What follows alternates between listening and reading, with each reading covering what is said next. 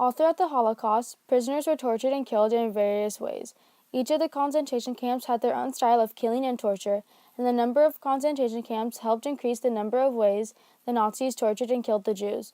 From the research found, the Nazis tortured and killed the Jews in the medical sense, so by performing operations, injecting medicines into the healthy Jewish prisoners, and in day-to-day torture such as deprivation of food and water, being forced to bury other dead inmates, getting beaten in the head until brain dead, and many more.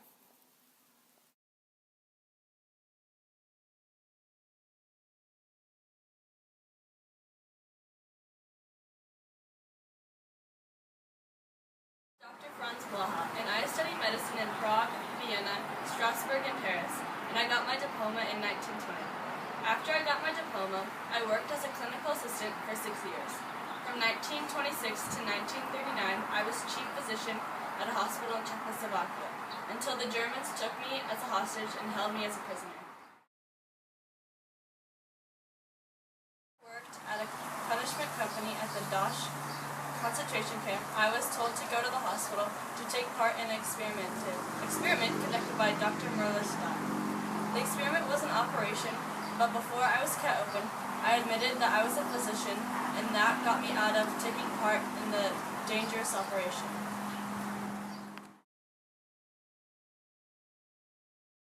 I became a surgeon after I worked at a herb plantation, so it was around June 1942.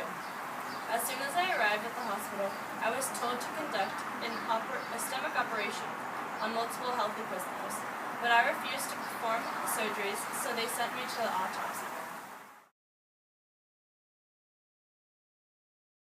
Between 1941 and 1945, Dr. Klaus Schilling performed malaria experiments on about 1,200 prisoners. The prisoners were either bitten by mosquitoes or given injections of malaria sports errands. 300 to 400 died, and I was the one who performed the autopsies on the corpses. In 1942 and 1943, there was an experiment done on about 400 to 500 prisoners to determine the effects of changing air pressure. Dr. Sigmund Rascher put as many as 25 people at a time into a constructed van in which pressure was increased or decreased. The majority of participants in this experiment died from internal hemorrhages of the brain or lungs. It was my job to take out the bodies and send their internal organs to Munich for studies. The ones who survived the operation were sent to invalid blocks and liquidated.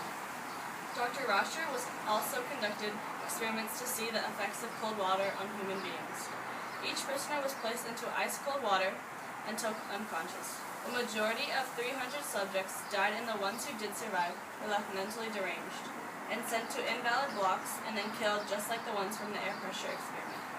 I was told on many occasions to strip the dead prisoners of their skin, and if we couldn't find good enough skin, we had to go and retrieve 20 or 30 bodies of young people. They would either be shot in the neck or struck on the head, so we could use their skin. Some dead prisoners were sent to the autopsy room with no tag on their big toe, and instead with a tag saying to not dissect them. I did dissect them anyways, of course, and I found that they were perfectly healthy and died from injections. Some prisoners were killed only because they had dysentery or vomited and gave the nurses too much trouble. Shooting was the most common method of execution.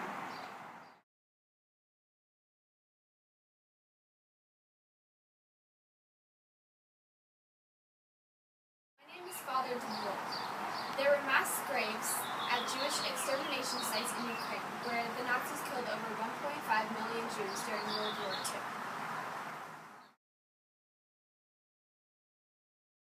A letter written by a German soldier to his girlfriend saying that it was fun throwing babies in the air and shooting them, because he said that if they weren't dead, they would grow up being our enemies.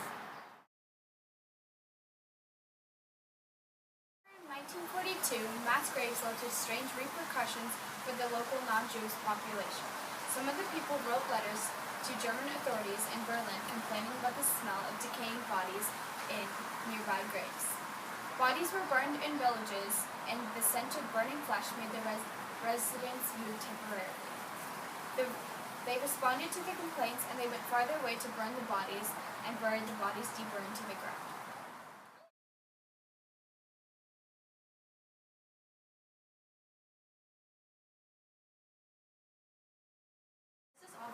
Nazi regime.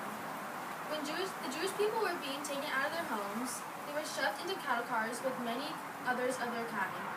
On their long and tragic journey, they were left with no food or water, which resulted to the extent of some turning into cannibals.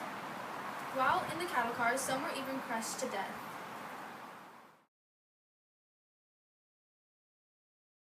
Arrived at the concentration camps, I found that many did not survive. Right after their arrival, the babies were taken away from their families and were smashed against walls until they were dead. Also, I witnessed that other SS officers would beat crying infants until they were dead with no remorse. At the concentration camps, the Jewish prisoners had to bury the dead bodies of their fellow inmates, including family members. The bodies were usually just dumped into large pits. In most concentration camps, prisoners had to work for food, and if they didn't, they would starve to death.